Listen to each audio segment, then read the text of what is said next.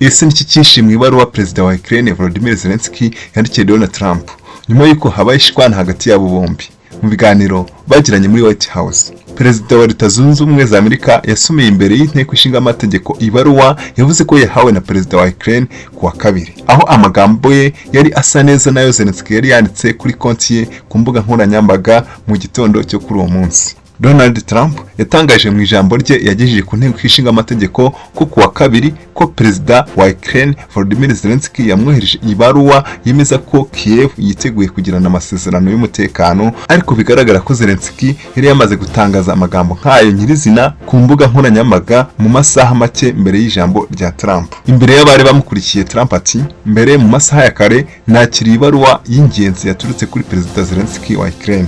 Ati, ibaruwa iragira iti, Ukraine yiteguye kwicara ku meza y'ibiganiro vuba bishoboka kugira ngo amahoro arambye aboneke. Nta muntu ushaka amahoro kurusha abanya-Ukraine. Trump avuga ko ari amagambo ya Zelensky. Ariko mu butumwa bwari bwashizwe kuri X cyangwa se Twitter mu masaha 12 imbere y'ijambo rya Trump, Zelensky yari yanditse ubutumwa burebure bugenewe rubanda burimo amagambo ye nyirizina. Ubutumwa bwe kuri X bwari bugira buti, ndashaka kongera gushimangira ko Ukraine yiyemeje gushaka igisubizo kirambye cy'amahoro arambye. Nyamara amagambo nyirizina Trump yasomye mu ibaruwa avuga kimwe nayo yo kuri X, aragira ati, nta muntu n'umwe muri twe ushaka intambara itarangira. Ukraine yiteguye kwicara ku meza y'ibiganiro vuba bishoboka kugira ngo amahoro arambye aboneke. Nta muntu ushaka amahoro kurusha abanya-Ukraine. Buri jambo hafi ya ryose Trump yasubiyemo avuga ko ari ryo muri iyo baruwa ya Zelensky ryari rimaze gutangazwa mu butumwa perezida wa Ukraine yari yashize kuri X Twitter mbere muri uwo munsi. Gusa nyamara hari amagambo yagiye ahindurwa bitewe n'uko Trump n'abanyamerika muri rusange babyifuzaga. Trump yagize ati, asubiramo amagambo y'iyo baruwa ati, itsinda ryanjye nanjye twiteguye gukorana n'ubuyobozi bukomeye bwa perezida Trump kugira ngo tugere ku mahoro arambye. Turashimira cyane uko Amerika yakoze ibishoboka byose kugira ngo ifashe Ukraine gukomeza ubwigenge bwayo n'ubusigire bwayo. Nyamara Zelensky yari yanditse agira ati, itsinda ryanjye nanjye twiteguye gukorana n'ubuyobozi bukomeye bwa perezida Trump kugira ngo tugere ku mahoro arambye. Igice Trump yirengagije, twiteguye gukorana byihuse kugira ngo intambara irangire, kandi intambwe za mbere zaba irekurwa ry'imfungwa ndetse no guhagarika ibitero byo mu kirere, drone n'ibisasu bigabwa ku nganda z'amashanyarazi n'ahandi hatari aha gisirikare, ndetse no guhagarika ibitero mu nyanja ako kanya. Niba Uburusiya bwemeye kubikora, nyuma yaho dushaka gukomeza vuba n'izindi ntambwe zose no gukorana na Amerika kugira ngo tugirane amasezerano akomeye ya nyuma. Mu by'ukuri turashimira cyane uko Amerika yakoze ibishoboka byose kugira ngo ifashe Ukraine gukomeza ubwigenge bwayo n'ubusugire bwayo. Mu ibaruwa ya Zelensky n'ubutumwa bwe kuri X byongeye kuzamo ikibazo cyane ubwo Trump yavugaga ku masezerano y'ubucukuzi bw'amabuye y'agaciro n'umutekano. Ingingo ikaba ariyo ahanini yabaye intandaro yo gushwana hagati y'aba bombi, Trump na Zelensky, aho Trump yari yavuze ko bidashoboka ko bagira ibindi bavugana mu gihe iyo ngingo y'amabuye y'agaciro itavugwaho rumwe hagati y'aba perezida bombi.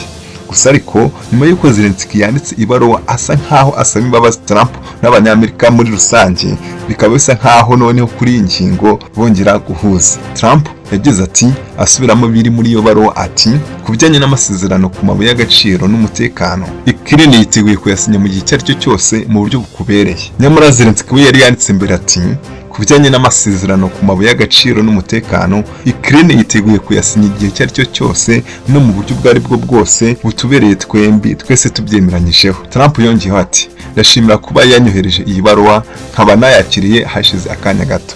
Hano Trump yagerageje guhindura amagambo ashaka kwerekana ko icyo we ku giti cye ashaka Zelensky na Ukraine ye biteguye kugikora, bivuze ko ubwo bemeye kujya hasi y'ibirenge bye. Gusa si cyo ikintu cy'ukuri Zelensky yashakaga kuvuga.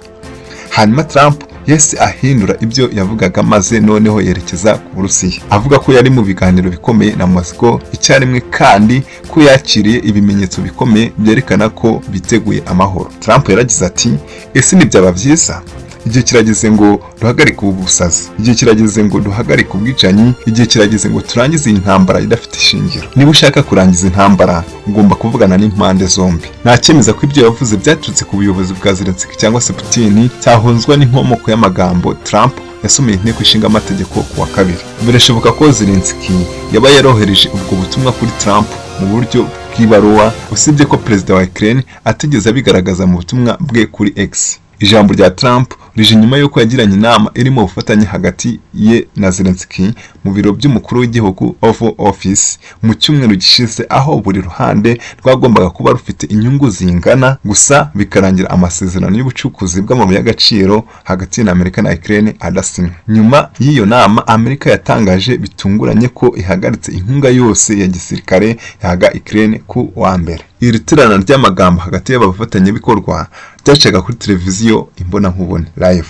risiga urujijo ku mubano wa Ukraine na Amerika ndetse n'inkunga y'igihe kizaza kuri Ukraine muri iyi ntambara. Ku wa kabiri, Zelensky yatangaje ijambo rigenewe rubanda avuga ko yicuza inama yagiranye na Trump yarangiye nabi, mu buryo bugaragara nk'ubwageragezaga gusana umubano wa Amerika na Ukraine wari watangiye kuzamo agatotsi. Trump azwiho gukunda cyane umuco wo guhererekanya amabaruwa. Minisitiri w'intebe w'Ubwongereza Keir Starmer asa naho yifashishije ubu buryo mu kongera gukomeza umubano wa Leta Zunze Ubumwe za Amerika n'Ubwongereza ubwo yasuraga White House mu minsi mike mbere ya Zelensky. Nishimiye kugeza kuri nyakubahwa perezida ibaruwa yavuye kuri nyiricyubahiro umwami, aramutsa perezida kandi amwifuriza ibyiza. Starmer abivuga akuramo ibaruwa mu mufuka w'imbere w'ikoti rye. Yakomeje agira ati, ni ubutumire ku ruzinduko rwa kabiri rw'icyubahiro. Ibi ni bidasanzwe, nta kindi gihe ibi byigeze bibaho, ni ibintu bidasanzwe. Ibi byose biragaragaza amacenga ari hagati y'aba bayobozi bombi, gusa Trump akaba ari gukoresha ubu buryo ashaka ko abafite umutungo kamere kandi bari mu ntambara bamukeza, akabaha inkunga ya gisirikare ku ngurane y'amabuye y'agaciro. Ibi ni bimwe mu bintu bishya biri kuzanwa ku buryo ibibazo bitandukanye ku isi byari bimeze nyuma y'uko Trump asubiye ku ntebe y'ubuyobozi. Trump arashaka kuyobora isi yose nk'uko abishaka, arashaka ko isi yose ijya munsi y'ibirenge bye. Turabashimira ko mwabanye natwe muri iki kiganiro. Amakuru mashya, ibiganiro bigezweho bicukumburanye ubuhanga ni hano ubisanga. Inkuru nziza zicukumburanye ubuhanga ntahandi wazisanga usibye hano kuri Inkuru Nziza 250 mu ijwi rya Francis Inkuru Nziza. Turabashimira cyane, gusa ntiwibagirwe gukora subscribe usangize n'abandi ibi biganiro. Turabashimiye cyane, nakagaruka.